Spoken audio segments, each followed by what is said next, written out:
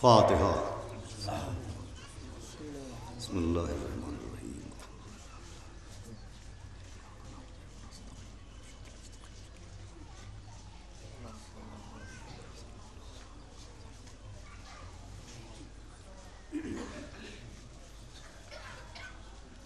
اعوذ باللہ السمیع العلی العظیم من الشیطان اللعین الرجیم۔ بسم اللہ الرحمن الرحیم۔ الحمدللہ رب العالمین، والصلاة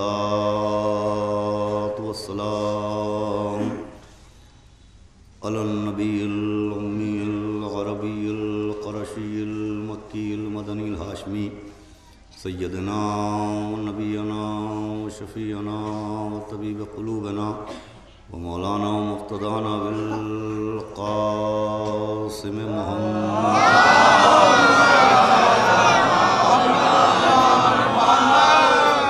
آلہ الطیبین الطاہرین المعصومین ولعنت اللہ علی اعدائہم اجمعین من یومنا ھذا الی یوم الدین۔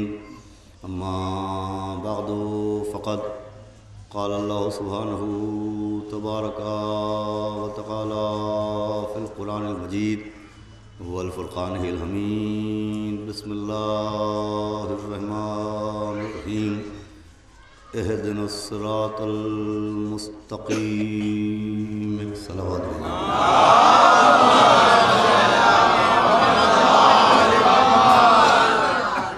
عزاداران سرکار سید الشہداء، سوگواران و ماتمداران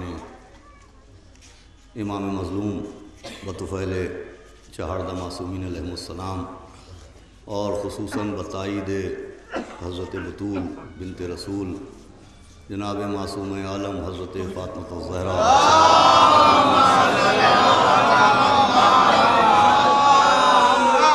حسینی اکادمی کی جانب سے مسلسل اس خمسہ مجالس کو خطاب کیا جا رہا ہے، اور اس سال جو اس خمسے کا عنوان معین کیا گیا وہ تقوی اور ہدایت ہے۔ اسی موضوع پر آپ کے سامنے گفتگو کرنے کے لیے میں نے بہت ہی مشہور اور مانوس آیہ کریمہ کو آپ کے سامنے تلاوت کیا، جو قرآن کے سب سے پہلے سورے کی سب سے پہلی دعا ہے۔ قرآن میں بے شمار دعائیں ہیں، انبیاء کی دعائیں، رسولوں کی دعائیں، امامت کی دعا، جنت کی دعا، اولاد کی دعا، بہت سی دعائیں قرآن مجید میں ہیں، لیکن قرآن میں سب سے پہلے جو دعا آئی ہے وہ دعا ہے اہدنا الصراط المستقیم۔ سب سے پہلی دعا قرآن میں ہدایت کی دعا ہے۔ ہدایت کی دعا سے پہلے پورے قرآن میں کوئی دعا نہیں ملتی۔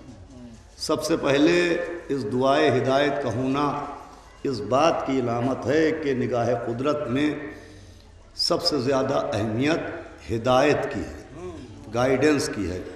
صراط مستقیم کی ہدایت سب سے اہم مرحلہ ہدایت ہے، اور اتنا اہم مرحلہ ہے کہ اس ہدایت کی ذمہ داری اللہ نے خود اٹھائی اور اعلان فرمایا کہ بسم اللہ الرحمن الرحیم انا ہدیناہ السبیل اما شاکرا و اما کفورا، کہ میں نے انتظام ہدایت کیا ہے، اگر تم انکار ہدایت کرو گے تو کافر ہو جاؤ گے، اقرار ہدایت کرو گے تو تمہارا شمار شاکرین میں ہوگا۔ بہت اہم مرحلہ ہے ہدایت کا مرحلہ۔ مقصد بعثت انبیاء ہدایت ہے۔ انبیاء کے زمین پر آنے کا مقصد ہدایت انسانی ہے۔ مقصد نزول کتب آسمانی ہدایت ہے۔ آسمان سے جتنی بھی کتابیں آئی ہیں وہ انسانی ہدایت کے لیے آئی ہیں۔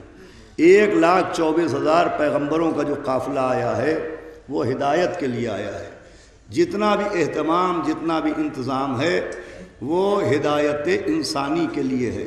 اور ہدایت کی اتنی اہمیت ہے کہ ہدایت لینے کے بھی قانون ہیں، ہدایت دینے کا بھی قانون ہے۔ ہدایت دینے کا قانون ہے عصمت، ہدایت لینے کا قانون ہے تقوی۔ یہ قانون ہے کہ ہدایت معصوم ہی دے سکتا ہے، تو جیسے معصوم کے علاوہ کوئی ہدایت دے نہیں سکتا، ویسے ہی متقی کے علاوہ کوئی ہدایت لے نہیں سکتا۔ صلوات بھیجے محمد وآل محمد۔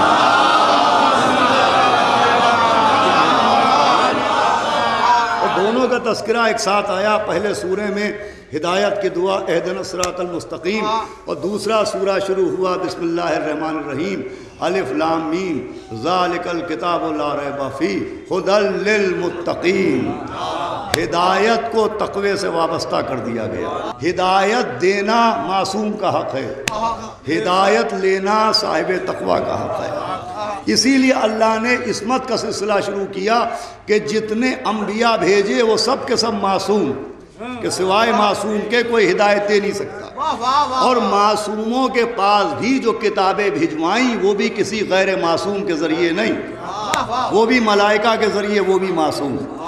ہدایت دینے کا قانون میں آج عرض کر رہا ہوں، ہدایت لینے کا قانون انشاءاللہ کل سے آغاز ہوگا، کہ ہدایت دینے کے لیے شرط عصمت ہے، ہدایت دینے کے لیے معصوم کی شرط ہے۔ اب یہ معصوم کا ہدایت سے کیا رشتہ ہے؟ تو دیکھیں یہ جو عصمت اہل بیت ہے، تو یہ اہل بیت کی عصمت اہل بیت کی فضیلت نہیں ہے، اہل بیت کی عصمت ہدایت کی ضرورت ہے۔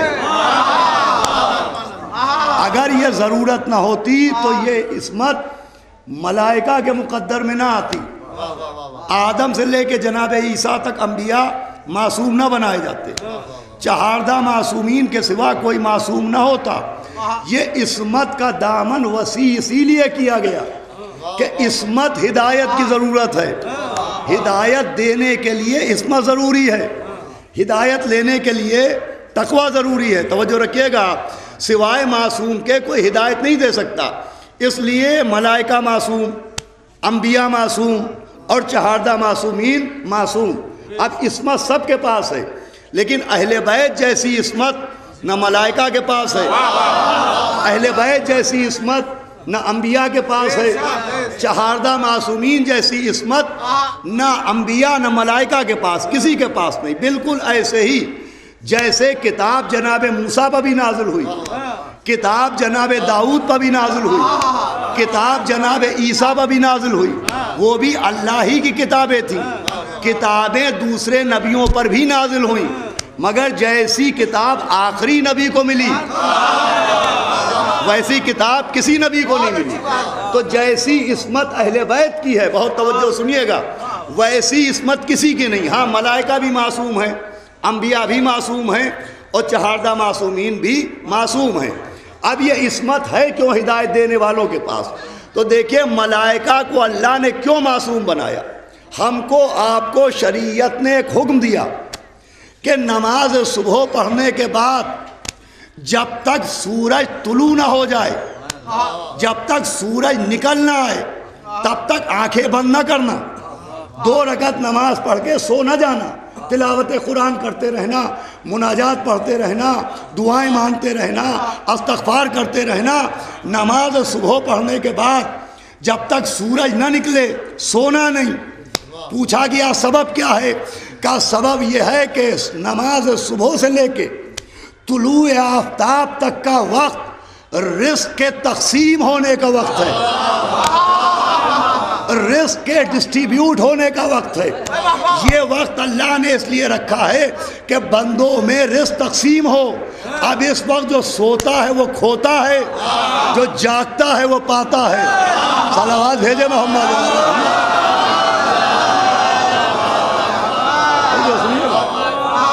اب جو یہ رزق تقسیم ہوتا ہے، روزی تقسیم ہوتی ہے، توجہ فرمائیے گا۔ آئیے بھائی مولانا شرر صاحب آپ کو جب میدان سخن میں آگے ہیں تو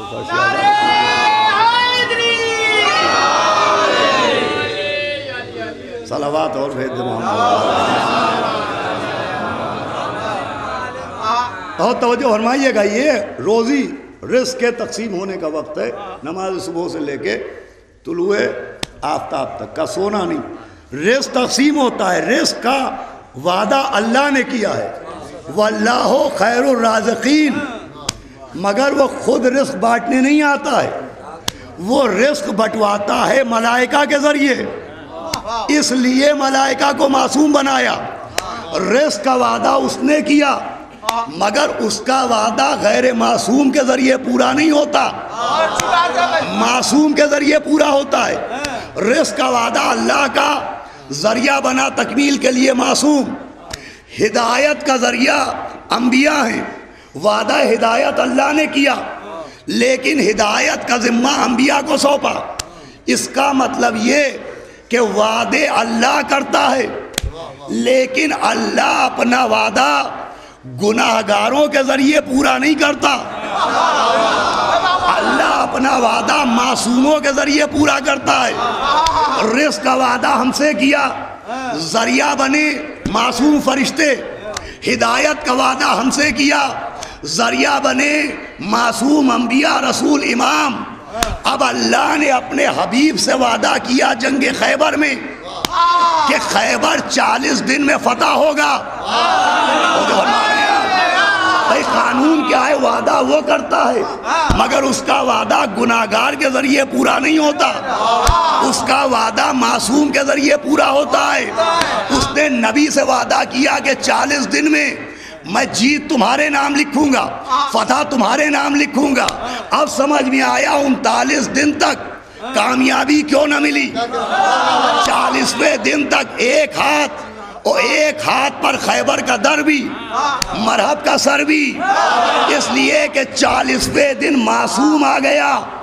لوگ کہتے ہیں خیبر علی کی شجاعت کی دلیل، خیبر علی کی ہمت کی دلیل، خیبر علی کی طاقت کی دلیل، میں کہتا ہوں خیبر علی کی عصمت کی دلیل ہے۔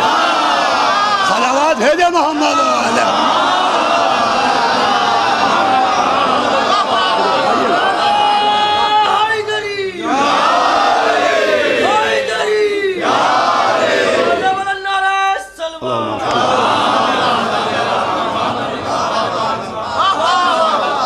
وعدے وہ کرتا ہے، مگر ذریعہ کون بنے گا؟ معصوم بنے گا۔ اب جنت کا وعدہ مومنوں سے اس نے کیا، جہنم کا وعدہ کافروں سے اس نے کیا۔ اس کے وعدے معصوم کے بغیر پورے نہیں ہوتے۔ مومنوں سے جنت کا وعدہ کیا، کافروں سے جہنم کا وعدہ کیا۔ اب سمجھ میں آیا جنت و جہنم کا وعدہ اس نے کیا، قاسم جنت و جہنم علی کو بنا دیا۔ کوثر کا وعدہ اس نے کیا، ساقی کوثر علی کو بنا دیا۔ صلوات بھیجے محمد۔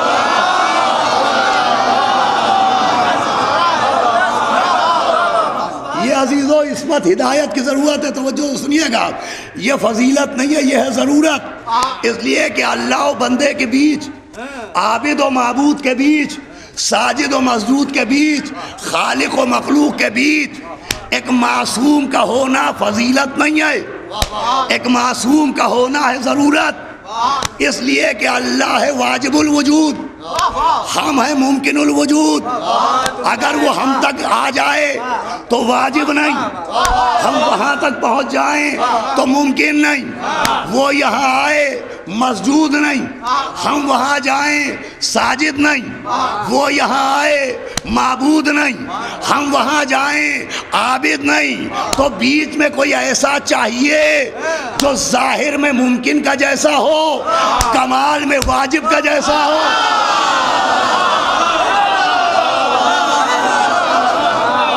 جس کا ایک سرا ربوبیت سے ملے، ایک سرا عبوبیت سے ملے، تاکہ ادھر کی عطا لیتا رہے، ادھر کو عطا دیتا رہے۔ صلوات بھیجے محمد۔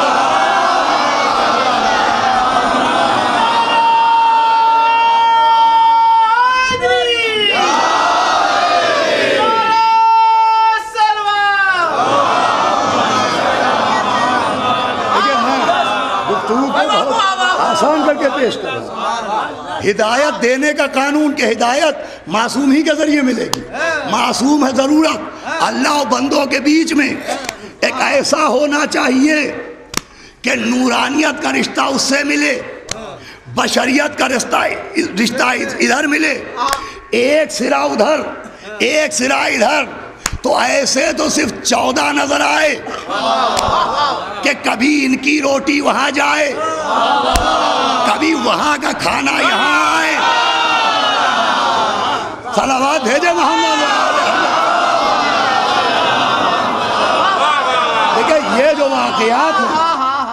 جو واقعات ہیں کہ سیدہ کی روٹی آسمان پہ گئی، آسمان کا کھانا اہل بیت کے گھر میں آیا، جیسے سماعت کے چٹخاروں کے لیے نہیں ہے، خطابت کی داد و تحسین اصولنے کے لیے نہیں ہے۔ اس میں عزیزان گرامی دو راز چھپے ہیں۔ جب ادھر کا کھانا ادھر آئے تو اس کے رازق ہونے کا ثبوت، جب ان کی روٹی ادھر جائے تو ان کے معصوم ہونے کا ثبوت۔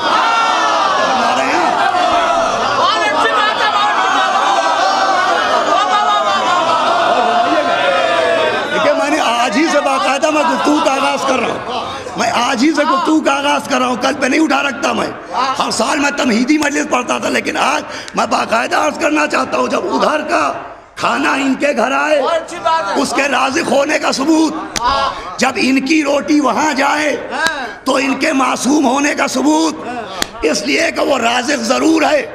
واللہ خیر الرازقین، سب سے بہتر رزق دینے والا وہ ہے، مگر اس نے رزق رکھا کہاں؟ ہم نے کہا پالنے والے جو رزق بانٹتا ہے، یہ رزق ہے کہاں؟ قرآن نے کہا رزقکم فی السماء، تم سب کا رزق آسمانوں میں ہے۔ ہم سمجھے باورچی خانوں میں ہے، ہم سمجھے کھیتوں کھلیانوں میں ہے، آواز ہے رزقکم فی السماء، تم سب کا رزق آسمانوں میں ہے۔ اب دلیل کیا ہے کہ رزق آسمان میں ہے؟ تو خدا کی قسم اگر ان کے گھر میں کھانا نہ آتا تو اس کا رازق ہونا ثابت نہ ہو۔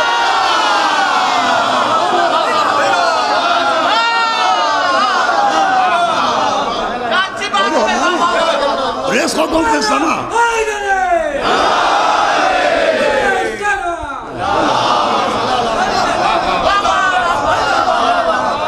اب آپ غور فرمائیں، رزقکم فی السماء، ہم سمجھے باورچی خانوں میں رزق ہے، کھیتوں کھلیانوں میں رزق ہے، اس نے کہا آسمانوں میں رزق ہے۔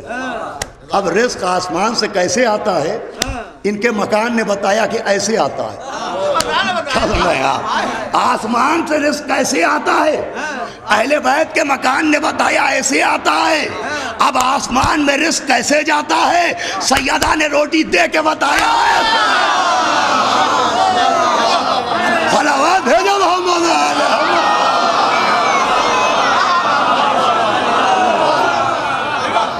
دیکھیے میں نے کیا قیمتی جملہ آپ کے سامنے کہا، اور جو اس جملے کا حق ہے وہ ادا نہ ہو پایا۔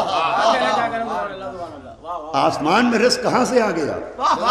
سیدہ نے روٹی دے کے بتایا آسمان کا رزق اہل بیت کے مکان سے جاتا ہے۔ مجھے کہنے دیجئے، جو آسمان سے زمین پر رزق بھیجے اسے خدا کہتے ہیں، جو زمین سے آسمان پر رزق بھیجے اسے سیدہ کہتے ہیں۔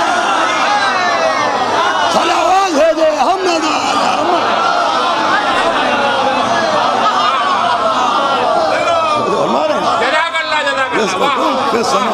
تم سب کا رزق آسمانی میں۔ یہ جو فضائل ہیں اہل بیت کے، یہ جو ہمارے علماء نے کتابیں لکھی فضائل پر، یہ صرف سماعت کے چٹخاروں کے لیے نہیں ہے، یہ صرف پڑھنے پڑھانے کے لیے نہیں ہے، غور کرنے کے لیے، فکر کرنے کے لیے۔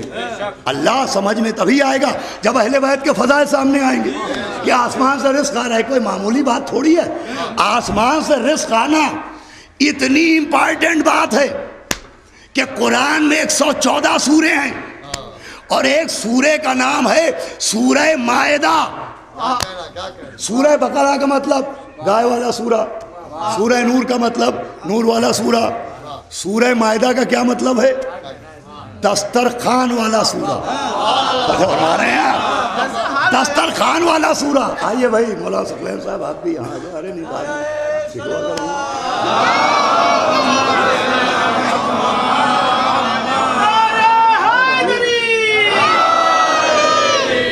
دروازہ روکے بیٹھے ہو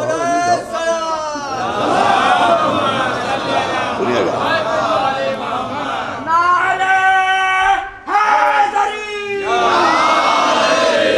دیکھیے گا آپ جو میں عرض کر رہا ہوں سورہ مائدہ دسترخوان والا سورہ. یہ دسترخوان کا کیا کیس ہے, دسترخوان کا کیا قصہ ہے؟ کہ جناب موسیٰ کی قوم نے کہا تھا اگر آپ معصوم ہیں, نبی ہیں, تو آسمان سے دسترخوان منگائیے. جناب عیسیٰ نے ہاتھ اٹھائے, قرآن موجود, الہنا و ربنا انزل علینا مائدۃ من السماء, اے میرے پالنے والے, اے میرے مالک, انزل علینا مائدۃ, نازل کر آسمان سے دسترخوان. انزل علینا مائدۃ من السماء, آسمان سے دسترخوان نازل کر. جیسے ہی معصوم نے کہا, معصوم کے لیے دسترخوان آ گیا. تو جو ہمارے معصوم کا دسترخوان سے کوئی خاص رشتہ ہے. اب جو لوگ پوچھتے ہیں یہ 22 رجب کے کنڈے کہاں سے لائے, ہرا دسترخوان کہاں سے لائے, بھائی قرآن کی الماری میں رکھا تھا اسی سے نکال لائے. صلوات ہے جو محمد علیہ.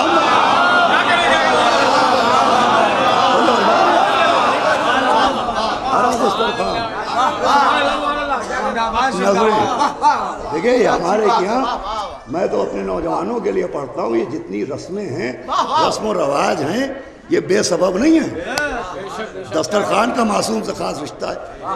الہنا و ربنا, اے پالنے والے, اے میرے اللہ, انزل علینا مائدۃ من السماء, پالنے والے نازل کر آسمان سے دسترخوان. وہ دسترخوان آیا. وہ ڈشز بھی ہیں جو آئیں, ایک بھنا ہوا مرغا تھا, ایک تلی ہوئی مچھلی تھی, ایک کونے میں سرکہ رکھا ہوا تھا, ایک طرف تھوڑا سا نمک تھا, اور 5 روٹیاں آئیں. آسمان کے رزق کا, آسمان کے رزق کا 5 سے بہت پرانا رشتہ ہے. 5 روٹیاں آئیں, مرغا آیا, مچھلی آئی. یہ تفسیر قرآن ہے, قرآن کی تفسیر میں سنا رہا ہوں. روٹی آئی, 5 روٹیاں, مچھلی آئی, روسٹڈ مرغا آیا, سرکہ بھی رکھا تھا, نمک بھی رکھا تھا. اب ایک بچے نے مجھ سے پوچھا, جب میں نے پڑھا کہ آسمان سے تلوار آئی, ذوالفقار آئی, تو کہا کہ جناب آسمان میں کوئی اسلحہ خانہ ہے؟ میں نے کہا ٹھیک سے دیکھو بیٹا, جہاں باورچی خانہ ہے اسی کے برابر میں اسلحہ خانہ ہے. صلوات ہے جو محمد علیہ.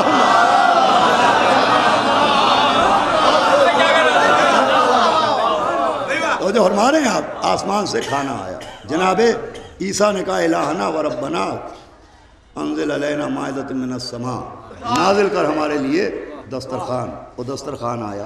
اب اس دسترخوان کی پوری ڈیٹیل موجود ہے, پوری تفسیر موجود ہے کہ جناب عیسیٰ نے کہا آؤ اور کھاؤ.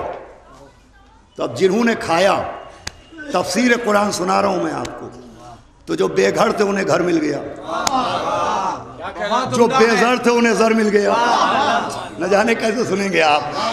بے گھروں کو گھر مل گیا, بے زروں کو زر مل گیا, بیمار کو صحت مل گئی, بے روزگار کو روزی روٹی مل گئی. توجہ فرما رہے ہیں, معصوم کے دسترخوان پر کھایا کھانا, مگر گھر بھی ملا, زر بھی ملا, دوا بھی ملی, صحت بھی ملی, روزی روٹی بھی ملی. اس کا مطلب معصوم کا دسترخوان صرف پیٹ کی آگ بجھانے کے لیے نہیں ہوتا. معصوم کا دسترخوان صرف پیٹ کی آگ بجھانے کے لیے نہیں ہوتا. بے گھروں کو گھر بھی دیتا ہے, بے زروں کو زر بھی دیتا ہے, بیماروں کو صحت بھی دیتا ہے. توجہ فرما رہے ہیں. اب جو لوگ پوچھتے ہیں دسترخوان پر دعا کیوں مانگتے ہیں, تو قرآن کو جانتے ہیں اس لیے مانگتے ہیں.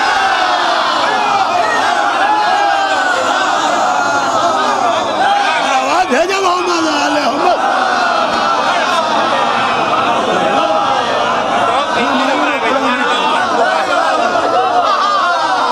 یہ قرآن ہے نا, قرآن, یہ قرآن ہی نے ہمیں بتایا ہے. بے گھروں کو گھر مل گیا, بے زروں کو زر مل گیا, بیمار کو صحت مل گئی, مفلوج کو ہاتھ پیر مل گئے, بے کس کو کس مل گیا, بے بس کو بس مل گیا. جنہوں نے کھایا احترام سے ان کا تذکرہ بھی ہوا. اور جنہوں نے مذاق اڑایا ان کا ذکر بھی ہوا. وہ ہنسے معصوم کے دسترخوان پر, عیسیٰ کے دسترخوان پر. توجہ چاہتا ہوں اب, تفسیر قرآن ہے, تفسیر قرآن, کوئی بیان نہیں ہے جس پہ شک کیا جائے, کوئی روایت نہیں ہے جسے مجہول کہا جائے. یہ ہے قرآن کی تفسیر کہ جنہوں نے مذاق اڑایا, قدرت کو جلا لایا, ان پہ عذاب نازل ہوا. پیدا ہوئے تھے انسان, بن گئے حیوان, جانور بن گئے جانور. انسان تھے مگر اللہ نے ان کو جانور بنا دیا. اب جانور بھی بہت سے ہیں, کچھ نجس ہیں, کچھ پاک ہیں, کچھ حلال ہیں, کچھ حرام ہیں. کون سا جانور بنایا بھائی؟ اسی کے لیے تو آپ کو ذہن دی ہے. اس کی تفسیر بھی بیان ہوئی کہ انہیں کون سا جانور بنایا. انہیں بنایا خنزیر. جو فرما رہے ہیں کون سا جانور بنایا جس کی غذا نجاست ہے. اب چاہے جیسا سنیے گا, وہ جانور بنایا جس کی غذا نجاست ہے. ایک قانون بنا کہ جو معصوم کا مذاق اڑائے گا زندگی بھر نجاست ہی کھائے گا.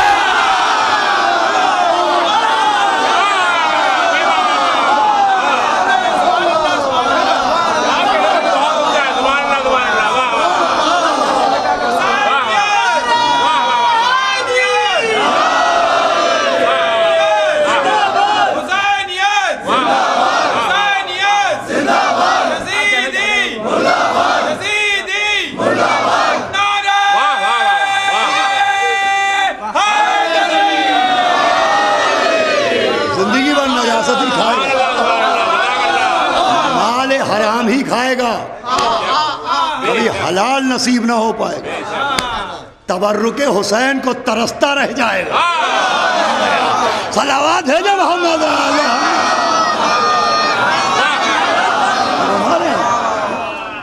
اب یہ قرآن ہے, قرآن. اب یہاں پر رکیں, یہاں پر ٹھہریں. یہ جناب عیسیٰ کے دسترخوان کی طاقت ہے. عیسیٰ کے دسترخوان کی طاقت کہ بے گھر کو گھر مل گیا, بے زر کو زر مل گیا, بیمار کو صحت مل گئی. اب لوگ کہتے ہیں صاحب مولا علی سے آپ کیا دعا مانگتے ہیں؟ معاذ اللہ, مولا علی تو خود اللہ کے بندے ہیں, مولا علی کیا دیں گے معاذ اللہ. ارے بھیا قرآن پڑھو, قرآن. جس کی ماں کو بیت المقدس سے ہٹایا گیا, جب اس کے دسترخوان میں اتنی طاقت ہے تو جس کی ماں کو خانہ کعبہ میں بلایا گیا.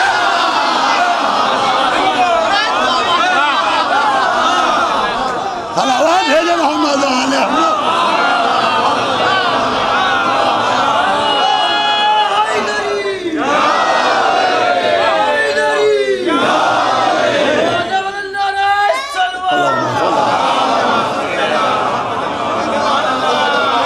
دیکھیں بھائی شرر صاحب, مولانا سفین صاحب, دیکھیے گا. اب جو میں نتیجہ پیش کرنا چاہتا ہوں, راجانی صاحب بھی ہمارے قبلہ و کعبہ بیٹھے ہوئے ہیں, مولانا راجانی صاحب ہیں, گجرات سے تشریف لائیں, صاحب امامہ ہیں ماشاءاللہ. دیکھیے یہ آسمان سے دسترخوان منگانا جناب عیسیٰ کی عصمت کی دلیل بنی. کمال چچا توجہ چاہتا ہوں, جعفر امام صاحب, عسکری صاحب, اس بات کے لیے یہ آسمان سے دسترخوان آنا جناب عیسیٰ کی عصمت کا ثبوت بنا کہ جس کے ہاتھ اٹھانے پر, آخری آدمی تک توجہ چاہتا ہوں, آسمان سے دسترخوان آ جائے وہ معصوم ہوتا ہے. اسلام ایک گواہی نہیں مانگتا, دو مانگتا ہے, دو. چاند دیکھنے والے دو ہوں, نکاح میں گواہ دو ہوں, دو گواہیاں مانگتا ہے. ہاں صرف ایک جرم ہے جس میں 4 گواہ مانگے جاتے ہیں. صرف ایک جرم ہے جس کا میں تذکرہ کرنا بھی خلاف تہذیب ممبر سمجھتا ہوں. ایک گناہ کبیرہ ایسا ہے جس میں ایک مرد و ایک عورت ملوث ہوتے ہیں غیر شرعی طور پر, صرف اس میں 4 گواہ ہیں. کسی نے معصوم سے پوچھا کہ ہر معاملے میں 2 گواہ ہیں, اس معاملے میں 4 گواہ کیوں؟ فرمایا چونکہ جرم کرنے والے 2 ہیں تو 2 مرد کی طرف سے 2 عورت کی طرف سے. صلوات بھیجے محمد علیہ محمد. دیکھیں بھائی دنیا آئے تو در اہل بیت پر، لوگ آئے تو آل محمد کے دروازے پر، کیا کیا نہیں بتایا انہوں نے. تو توجہ فرمائیے گا. تو دو گواہیاں چاہتا ہے اسلام. جناب عیسیٰ نے رزق منگایا، یہ ایک گواہی پہلے ہو چکی ہے. قوم موسیٰ نے، آخری آدمی تک توجہ چاہتا ہوں، اسی کے لیے میں نے آج آپ کو زحمت دی. جناب موسیٰ کی قوم نے کہا آپ نبی ہیں، معصوم ہیں، من و سلوہ منگائیے. وہاں بھی آسمان سے بھونا ہوا طائر آیا. جناب موسیٰ کی عصمت کی دلیل. جناب عیسیٰ نے دعا مانگی، آسمان سے کھانا آیا، عیسیٰ کی عصمت کی دلیل. دونوں گواہیاں مل گئیں موسیٰ سے عیسیٰ تک کہ جس کے ہاتھ اٹھانے پر آسمان سے کھانا آ جائے وہ معصوم ہوتا ہے. جو ہاتھ اٹھائے وہ معصوم ہوتا ہے اگر کھانا آ جائے. جس کے ہاتھ اٹھانے پر آسمان سے دسترخوان آ جائے وہ معصوم ہوتا ہے. تو اگر معصوم اسی کو کہتے ہیں تو اب اس کو کیا کیجیے گا کہ زہرا کی کنیز فضہ ہاتھ اٹھا رہی ہے.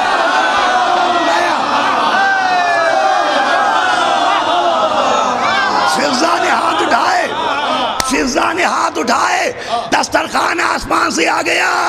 تو ہم فضہ کو معصوم تو نہیں کہتے، مگر اتنا کہنے کا تو حق ہے کہ جو جلوہ آسمان پر مریم کے بیٹے کا ہے وہی زہرا کی کنیز ہے.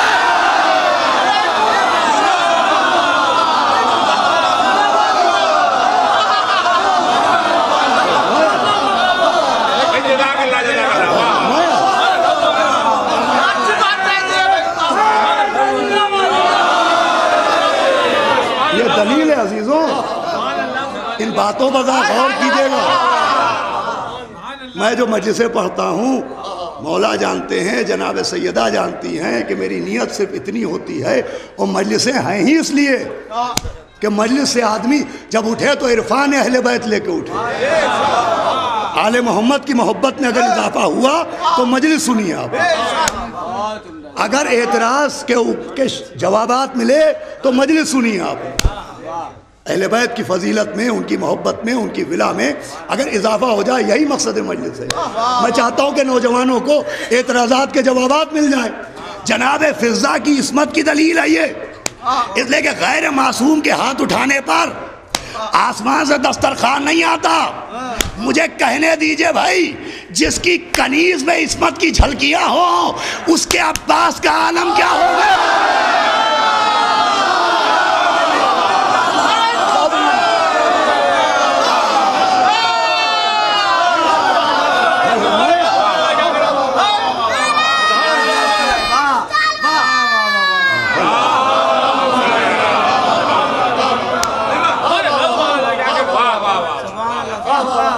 یہ بات آ گئی، یہ بہت غور کی بات ہے کہ آج تک ہماری ملت میں جناب عباس کی عصمت پر بحث ہو.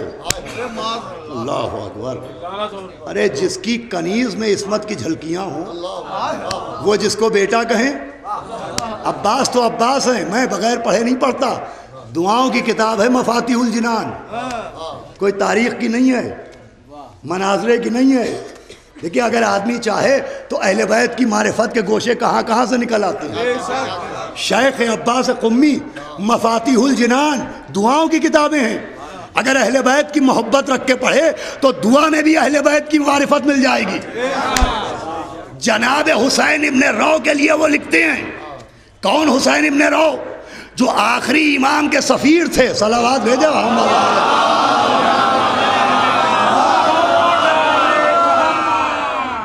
جن کے نام سے آپ عریضہ بھیجتے ہیں. 15 شعبان کو آپ کس کا نام لیتے ہیں؟ یا حسین ابن رو. 12ویں امام کے سفیر ہیں.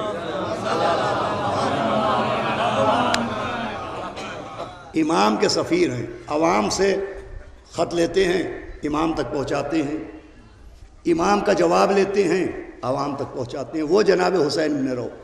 عوام نے کہا امام سے کہہ دیجئے گا ہمارے لیے دعا کر دیں. حسین ابن رو گئے، امام سے کہا، امام نے دعا کر دی. انہوں نے بتایا دعا ہو گئی. دعائیں ادھر کی ادھر اور ادھر کی ادھر پہنچاتے ہیں. گزارش دعا ادھر سے لاتے ہیں، اور مقبولیت دعا کی سند عوام تک پہنچاتے ہیں۔ شیخ عباس قمی نے لکھا ہے کہ بعض علماء حسین ابن رو کی عصمت کے قائل ہیں۔ کیا کر رہے ہیں آپ؟ جو ہمارے یہاں میں پڑھی لکھی گفتگو کرتا ہوں، میں چاہتا ہوں یہی سننے کے عادی بھی بنے نوجوان۔ حسین ابن رو، شیخ عباس قمی، مفاتیح الجنان ہر گھر میں ہو سکتی ہے، لکھتے ہیں کہ حسین ابن رو کہ عصمت کے بعض علماء قائل ہیں۔ مجھے بتائیے جو امام تک دعا پہنچائے، جب وہ معصوم ہو سکتا ہے تو امام جس کو دعا کر کے مانگ رہا صلوات ہے جب محمد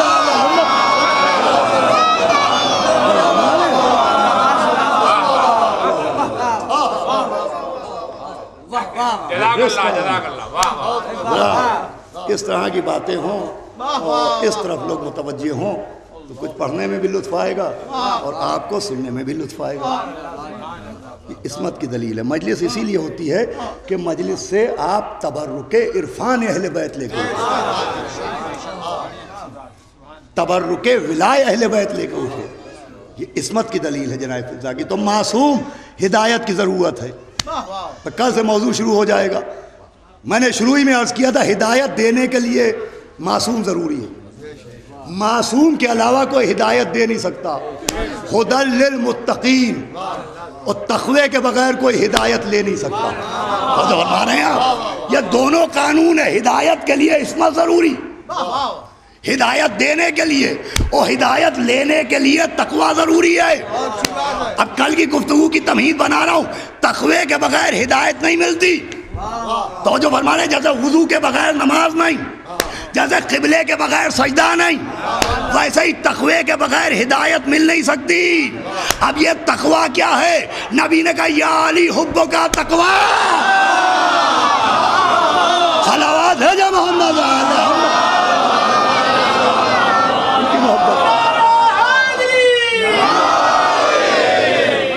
اگر تقوی ہوگا تو ہدایت ملے گی۔ بس عزیزوں آج کی گفتگو کو یہیں پہ ختم کرنا۔ اور تقوی سب سے امپارٹنٹ ہے، تقوی کا مرتبہ سب سے زیادہ ضروری ہے۔ ہدایت متقین ہی کے لیے ہے، ہدی للمتقین۔ یہ کتاب ہدایت ہے لیکن مسلمین کے لیے نہیں ہے، قارئین کے لیے نہیں ہے، حافظین کے لیے نہیں ہے، مسلمین کے لیے بھی نہیں ہے، متقین کے لیے ہے۔ بس آخری جملہ آپ کے حوالے کروں، جب ہدایت لینے کے لیے شامل متقین ہونا ضروری ہے، چاہے جیسے سنیے گا آپ، جب ہدایت لینے کے لیے شامل متقین ہونا ضروری ہے تو ہدایت دینے کے لیے امام المتقین ہونا صلوات ہے جو محمد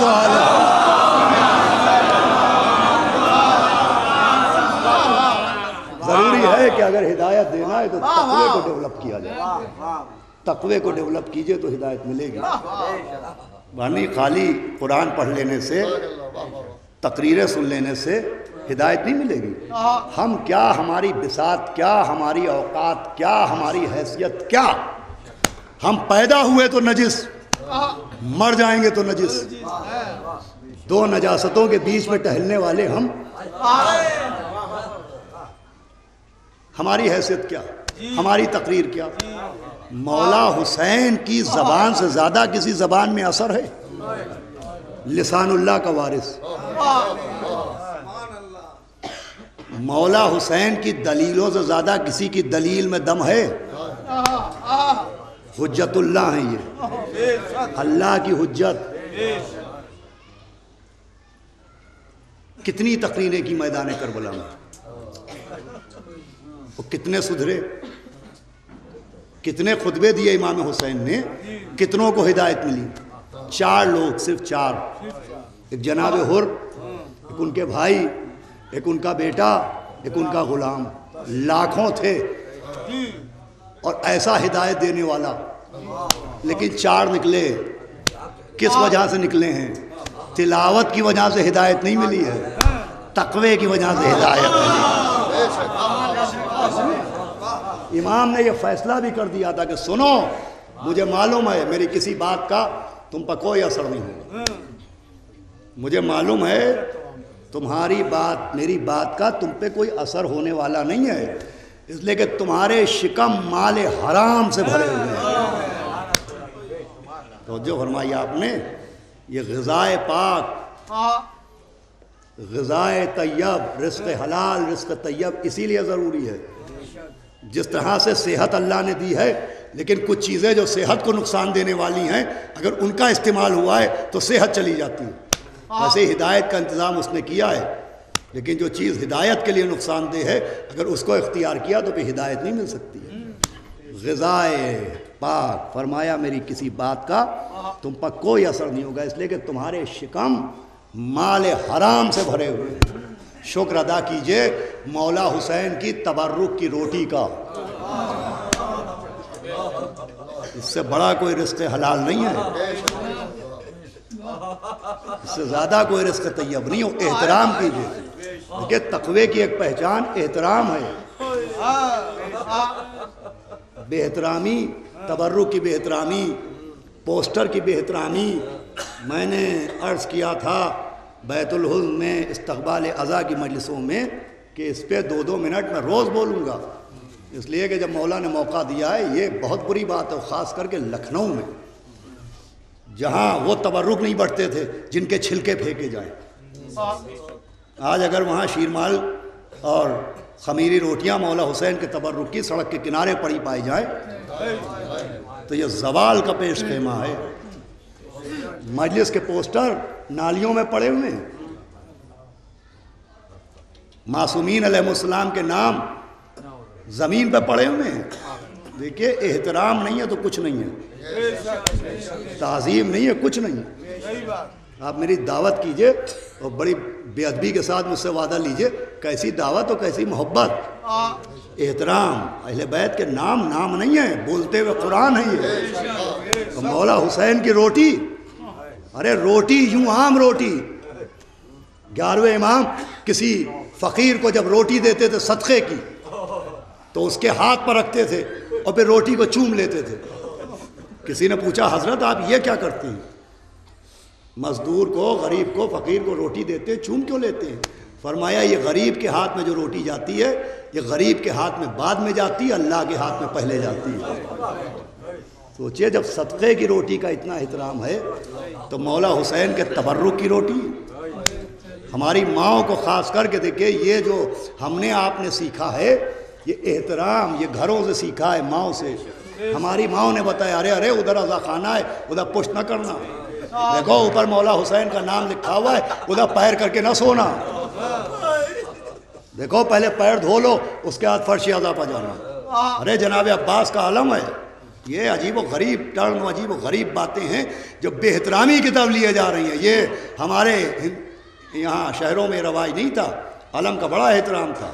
علم نکلنے کا مطلب یہ تھا کہ آدمی کے ہاتھ کے رونگٹے کھڑے ہو جائیں، لیکن جناب عباس کا علم ہے عزیز۔ میں نے خاص کر کے گزارش کی ان چینل والوں سے جو لائیو مجلس دیتے ہیں کہ مجلسوں کو لائیو نہ دیجیے۔ جناب سیدہ اپنی ٹوٹی قبر چھوڑ کے فرش عزا پہ آتی ہے، فرش عزا کا تقدس نہ ختم کیا جائے۔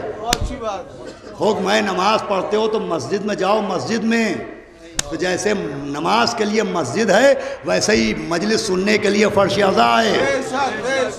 یہ ہاتھ میں سگریٹ تھام کے اور پلنگ پر لیٹ کے کوئی بزرگ ہے بیمار ہے وہ الگ بات ہے، مجلس حسین اللہ اکبر کوئی کیا سمجھے گا یہ کیا ہے، اس کا احترام کرنا چاہیے۔ فرش عزا کے اوپر آ کے مجلس سنیے، وہ جو بیمار ہیں وہ اپنے گھروں پر رہیں۔ میں نے منع کیا ہے کہ کوئی چینل لائیو میری مجلس نہیں دکھائے گا، اس لیے کہ ہم خالی شہرت کے لیے کہ صاحب ہمارا نام زیادہ ہو جائے وہ ہمیں زیادہ زیادہ سن لیں، ہم یہ نہیں کریں گے۔ ہماری شہرت کم ہوتی ہے تو کم ہو، مجلس کا احترام نہ کم ہونے پائے۔ ہمارا نام گم ہوتا ہے تو گم ہو جائے، ہمیں کوئی نہیں پہچانتا تو نہ پہچانے، لیکن ہمیں مولا حسین کی والدہ کو چہرہ دکھائے۔ بڑا مظلوم ہے حسین، بڑا غریب ہے حسین۔ کربلا میں ایک رونا اسی کا بھی تھا کہ مولا حسین نے فرمایا آج کوئی ہم کو سلام بھی نہیں کرتا۔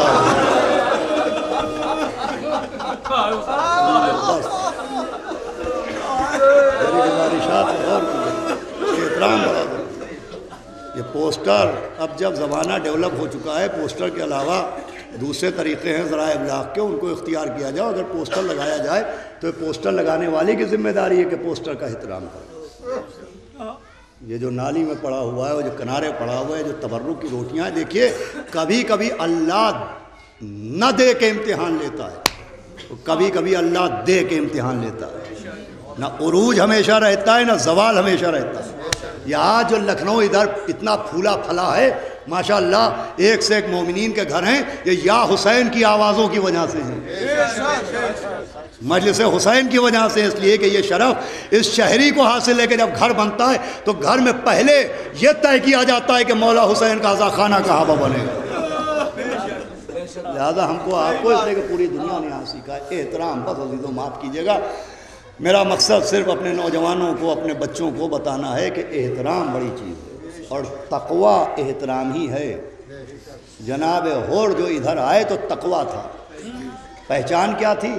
جب امام نے کہا ہور تیری ماں تیرے ماتم میں روئے، تو کہا کوئی اور کہتا تو پلٹ کے یہی جواب دیتا، لیکن آپ کی ماں معصومہ عالم ہے۔ دل میں احترام تھا معصومہ کا، یہی تو تقویٰ ہے۔ اہل بیت کا احترام یہی تو تقویٰ ہے، آل محمد کی عزت یہی تو تقویٰ ہے۔ کوئی اور کہتا میں پلٹ کے یہی کہتا، لیکن آپ کی ماں معصومہ عالم ہے، میں نہیں کہہ سکتا۔ دیکھیے یہ جناب سیدہ کے احترام کا صلہ ملا تھا جو تقویٰ ملا، اور تقویٰ ملا تو ہدایت ملی۔ میرے پاس بڑی محکم دلیل ہے، یہ احترام سیدہ تھا، احترام سیدہ یہی تقویٰ ہے، اور کچھ نہیں ہے تقویٰ، یہی تقویٰ ہے۔ وہ اس کی دلیل یہ ہے کہ شہداء میں سب علیہ السلام، لیکن معصومہ کا رومال کسی کو نہیں ملا سوائے جناب۔ اچھی بات ہے، احترام سیدہ کا اس دنیائی میں صلہ ملا کہ ہور کے ماتھے سے خون رک نہیں رہا ہے۔ امام نے اپنے گلے میں بندھا ہوا رومال کھولا، وہ اپنے گلے میں بندھا ہوا رومال جناب ہور کے ماتھے پر باندھا۔ ہور نے کہا آقا آپ کے گلے کا رومال صرف ہمارے گلے کا رومال نہیں ہے، یہ ہماری اماں کے ہاتھ کا بنایا ہے، یہ ہماری ماں کے ہاتھوں کا بنایا ہوا رومال۔ حکم ہے کہ یہ آپ کے ماتھے پر باندھا۔ دیکھیں معصومہ نے، جہاں تک میں نے پڑھا ہے، لباس میں صرف دو چیزیں ملتی ہیں جو معصومہ نے اپنے ہاتھ سے تیار کی۔ ایک تو یہ رومال تھا، ایک تو یہ رومال تھا جو جناب حر کے ماتھے پر باندھا گیا، اور ایک کرتا تھا۔ جب سے امام حسین دنیا میں آئے معصومہ ایک کرتا سیتی رہتی تھی۔ جناب فضہ نے پوچھا بی بی یہ کرتا کس کے لیے سی رہی ہے؟ کہا یہ میرے حسین کے لیے۔ وہ کرتا سی کے معصومہ نے رکھ دیا، بی بی کی پسلیاں ٹوٹ گئیں، زمانہ گزر گیا، مولا حسین نے وہ کرتا نہیں پہنا۔ مولا علی کے سر پر ضربت لگی، آپ بھی دنیا سے چلے گئے، وہ کرتا نہیں پہنا۔ امام حسن کے کلیجے کے ٹکڑے ٹکڑے ہو گئے، زمانہ گزر گیا، اب بھی آپ نے وہ کرتا نہیں پہنا۔ 50 برس سے وہ کرتا معصومہ کے ہاتھ کا سلا ہوا گھر میں رکھا تھا، وہ کرتا مولا حسین نے نہیں پہنا۔ وہ کرتا کب پہنا؟ آپ سنتے ہیں کہ فضہ سے کہا لباس لے آؤ، وہ لباس نہیں مانگا تھا، وہ معصومہ کا کرتا مانگا تھا۔ وہی کرتا پہن کے حسین گئے، بے کفن اسی لیے کہلاتے کہ معصومہ کے ہاتھ کا بنا ہوا کرتا مولا کے جسم اطہر سے اتار لیا گیا۔ وہی کرتا تھا، بس آپ کی آواز اللہ کے ذکر من اللہ سوائے ہمیں سرکار صاحب شہداء کے۔ ابھی یہاں کے بعد ڈاکٹر کلم صاحب کے عزا خانے میں ہی مجلس پڑھنا ہے، کل 6:45 بجے وزیر صاحب کی ہمشیرہ وزیر باغ میں ان کے گھر پر مجلس ہے۔ اتوار کو 10 بجے عابد رضا صاحب انگوری باغ میں ان کے گھر پر مجلس ہے۔ 24 محرم کو ہمارے عسکری صاحب کے عزا خانے میں مجلس ہوتی ہے۔ مجلسوں میں چاند رات سے روتے چلے آ رہے ہیں، اور آج 15 محرم ہو گئی، آوازیں بلند ہو گئی آپ کی۔ میں یہ بات شاید پڑھتا رہتا ہوں کہ رونے سے عزاداروں کا دل نہیں بھرتا۔ اتنے مصائب سنے، اتنی شہادتیں سنی، مگر رونے سے دل نہیں بھرتا۔ جبکہ آپ سن کے روتے ہیں۔ آپ نے سنا کہ ایک بیوی کی پسلیاں توڑ ڈالی، آپ نے سنا شکم میں محسن کا جنازہ اٹھا، آپ نے سنا مولا علی کے سر پر ضربت لگی، آپ نے سنا امام حسن کے کلیجے کے ٹکڑے ٹکڑے ہو گئے، آپ نے سنا کہ ہر جنازہ گھر سے نکل کے قبر تک جاتا ہے، حسن مظلوم کا جنازہ گھر سے نکل کے پھر گھر میں واپس آ گیا۔ آپ نے سنا 28 رجب کو ایک مسافر نکلا، ایک بیٹی کو سمجھایا، بیٹی دوڑتی ہوئی پیچھے آئی کہ میں یہ نہیں کہتی کہ ہماری میں بٹھا دو، بابا مجھے فضا کی سواری میں بٹھا دو۔ آپ نے سنا ہے 2 محرم کو کربلا پہنچے، آپ نے سنا ہے 4 کو خیمے ہٹ گئے، آپ نے سنا ہے کہ 7 سے ہونٹوں پر پیاس سج گئی، آپ نے سنا ہے کہ ایک دن میں زہرا کی بستی اجڑ گئی، آپ نے سنا ہے عباس کے بازو کٹ گئے، آپ نے سنا ہے اکبر کا سینہ چھد گیا، آپ نے سنا ہے کہ ایک قاسم کا لاشا حسین نے کئی جگہوں سے اٹھایا۔ کیا سنا آپ نے؟ قاسم کا ایک لاشا مولا حسین نے کئی جگہ سے اٹھایا۔ آپ نے سنا ہے کہ بچے کے لیے پانی مانگ رہے تھے اور نشانہ طاق کے علی اصغر کے گلے پر تیر مارا گیا۔ آپ نے سنا ہے کہ سوکھی رگیں خنجر سے کاٹی گئی۔ آپ نے سنا ہے کہ خنجر سے گلا ضرور کٹا لیکن خنجر کی طرح نہیں چلایا گیا، خنجر کلہاڑی کی طرح چلایا گیا۔ آپ نے سنا ہے کہ زہرا کا لال کربلا میں پامال کر دیا گیا۔ آپ ذرا انصاف کیجئے، جب سن کے یہ عالم ہوتا ہے ذرا اس بی بی سے پوچھئے جو درے خیمہ پہ آئی، کہو پسر ساتھ ارے میرا ماجایا مارا جا رہا۔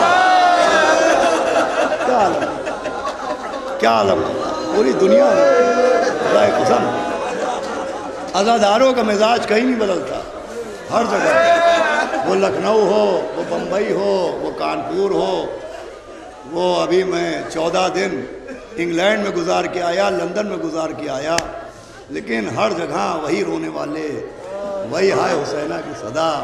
یہ ایک دکھیا بی بی کی دعا ہے، بابا میرے لال پر روئے گا، خالی دعا نہیں ہے۔ فرش اعضا کا احترام اس لیے ہے کہ میں ابھی عرض کر رہا تھا فرش اعضا پہ آئیے، بچوں کو لائیے، اس لیے کہ فرش اعضا دیکھیے ہر گھر میں موت ہوتی ہے۔ طریقہ یہ ہے کہ جس کے گھر میں موت ہو جائے لوگ اس کے گھر پرسہ دینے آتے ہیں، کوئی پرسہ لینے نہیں جاتا۔ ہائے میری شہزادی، 1400 برس سے ایک ایک عزا خانے میں میرے عباس کا پرسہ، میرے اکبر کا پرسہ، میرے قاسم کا پرسہ لینے جاتے ہیں۔ اور علامہ دربندی نے لکھا ہے، بس 5 منٹ مجلس تمام ہو رہی ہے، کہ جب کہیں بھی دنیا کے کسی کونے میں فرش اعضا بچھایا جاتا ہے تو 3 بیویاں سب سے پہلے آ جاتی ہیں۔ ایک جنت البقیع کی ٹوٹی ہوئی قبر سے نکلتی ہے، ایک سیدہ زینب سے چلتی ہیں، اور ایک اندھیرے زندان سے نکلتی ہیں۔ یہ 3 بیویاں کہیں ماں بہنوں کے بیچ میں آ کے بیٹھ جاتی ہیں، رونے والے رو کے چلے جاتے ہیں۔ جب سناٹا ہو جاتا ہے سیدہ اپنی چادر پر ہاتھ رکھتی ہے، پالنے والے میرے عزاداروں کو سلامت رکھنا۔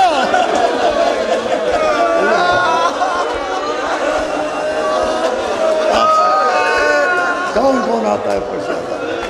بس مجلس کو تمام، کون آتا ہے فرش اعضا؟ بی بی زینب بیٹھی ہیں، بی بی سکینہ بیٹھی ہیں، جناب سیدہ بیٹھی ہیں، کون آتا ہے؟ دیکھیے ہماری آنکھوں میں اتنی طاقت نہیں دی گئی ہے، بلکہ ہماری بصارت میں اتنی طہارت ہی نہیں ہے کہ ہم ان کی زیارت کر سکیں۔ کون آتا ہے؟ خدا قسم گوپال پور جو بہار کا ایک قصبہ ہے، وہاں کے ایک عالم نے مجھے بتایا تھا کہ وہاں ایک مجلس ہو رہی تھی عاشور کے دن، اور ایک عالم نے فاقہ شکنی سے پہلے مجلس پڑھی، حالانکہ اس وقت فاقہ شکنی کے وقت جس پر مولا حسین کا سر تن سے جدا ہو گیا، اس وقت کیا پڑھنا ہو کیا سننا. ایک عجب مجلس ہوئی، لوگ بے ہوش ہو گئے. لوگوں کو ہوش آیا، فاقہ شکنی کے لیے چلے گئے. ان عالم نے دیکھا کہ ایک بزرگ بیٹھے ہیں، سفید بال، سفید بھویں، سفید ریش، اور سر و سینہ پیٹ پیٹ کے رو رہے ہیں. انہوں نے ان کو دیکھا اور یہ فاقہ شکنی کے لیے چلے گئے. تھوڑی دیر بعد آئے تو دیکھا وہ ویسے ہی رو رہے تھے. تو یہ ان کے پاس بیٹھ گئے اور انہوں نے کہا کہ آپ اس بستی کے نہیں معلوم ہوتے، آپ مجھے اتنا بتا دیں کہ وہ کون سی مصیبت آپ کے دل میں اتر گئی ابھی تک آپ کے آنسو نہیں رکے. فرمایا میں سن کے نہیں رویا ہوں، جو تو نے پڑھا میں نے اپنی آنکھ سے دیکھا ہے. میں نے عباس کے کٹے ہوئے بازو دیکھے، میں نے اکبر کا چھدا ہوا سینہ دیکھا، میں نے افضل کا خون میں ڈوبا ہوا کرتا دیکھا، میں نے حسین کو سر سے پاؤں تک خون میں ڈوبا ہوا دیکھا. یہ کہاں پہ تھے؟ کہا آپ کوئی امام ہیں؟ فرمایا میں امام نہیں ہوں. کہا آپ کربلا کے شہیدوں میں سے ہیں؟ کہا میں کربلا کا شہید بھی نہیں ہوں، میں مجلس تمام کر رہا ہوں. کہا آپ کون ہیں؟ کہا مجھے زعفر جن کہتے ہیں.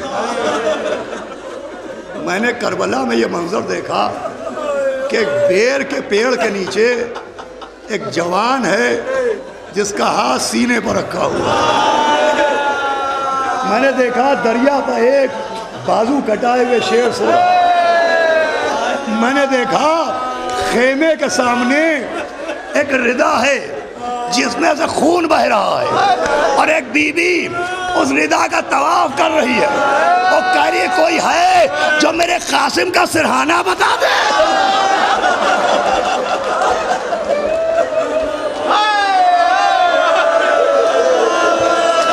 میں نے دیکھا اجڑی ہوئی بستی. پھر میں نے دیکھا کہ اتنے تیر چل رہے تھے کہ دھوپ بہت تیز تھی مگر تیر زمین تک آ نہیں پا رہے تھے.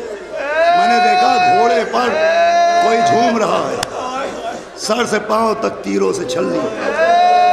کہ میں نے دیکھا کہ انبیاء اس کے چاروں طرف کھڑے ہیں اور انبیاء اس کو سلام کر کر کے جا رہے ہیں. کہ میں قریب پہنچا، میں نے پہچانا یہ تو میرا آقا حسین ہے. میں نے کہا السلام علیکہ یا ابا عبداللہ. کہا زعفر تم نے بڑی دیر کر دی. زعفر یہ سینے پہ اکبر کا خون ہے، زعفر یہ ہاتھوں پہ عباس کا خون ہے، یہ زعفر چہرے پر ہمارے 6 مہینے کے علی اصغر کا خون ہے.